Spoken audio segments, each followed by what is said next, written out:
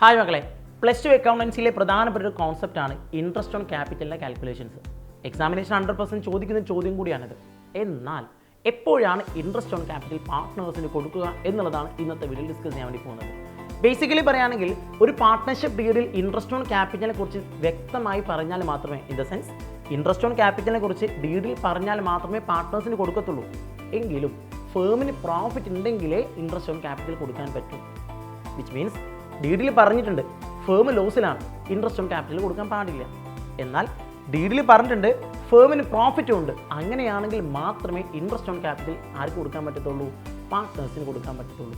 ഈ ഒരു കോൺസെപ്റ്റ് വളരെ ഇമ്പോർട്ടൻ്റ് ആണ്. കാരണം എക്സാമിനേഷന് ചില ക്വസ്റ്റ്യൻസ് ഉണ്ടാവാറുണ്ട്. എ എന്ന് പറഞ്ഞ പാർട്ട്ണറുടെ ക്യാപിറ്റൽ 1 ലക്ഷം രൂപയാണ്. 10% ആണ് ഇൻട്രസ്റ്റ് ഓൺ ക്യാപിറ്റൽ നമ്മൾ പേ ചെയ്യേണ്ടത്. ക്ലിയർ? കണ്ടീഷൻ നമ്പർ എ, ഫേമിന് 1 lakh rupees പ്രോഫിറ്റ് ഉണ്ടെങ്കിൽ എത്രയായിരിക്കും ഇൻട്രസ്റ്റ് ഓൺ ക്യാപിറ്റൽ കൊടുക്കുക? ഒന്നാമത്തെ ചോദ്യം. കണ്ടീഷൻ നമ്പർ ബി, ഫേമിന് ലോസ് ആണെങ്കിൽ എത്രയായിരിക്കും ഇൻട്രസ്റ്റ് ഓൺ ക്യാപിറ്റൽ കൊടുക്കുക? എത്രയായിരിക്കും കൊടുക്കുക? കണ്ടീഷൻ എ പ്രകാരം 1 lakh ആണ് പ്രോഫിറ്റ് പറഞ്ഞിട്ടുള്ളത് ആണല്ലോ.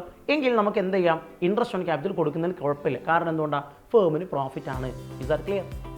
എന്നാൽ കണ്ടീഷൻ ബി പ്രകാരം നോക്കിയാൽ ഫേമിന് ലോസ് ആയതുകൊണ്ട് എന്ത് ചെയ്യാൻ പാടില്ല?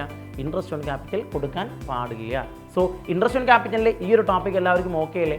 സോ ഇതൊന്ന് മൈൻഡിൽ ഓർത്ത് വെച്ചേക്ക്. എക്സാമിനേഷൻ ഇടയ്ക്ക് ചോദിക്കുന്ന ക്വസ്റ്റ്യൻ ആണ്. മറ്റൊരു വീഡിയോയിൽ വീണ്ടും കാണാം. All the best.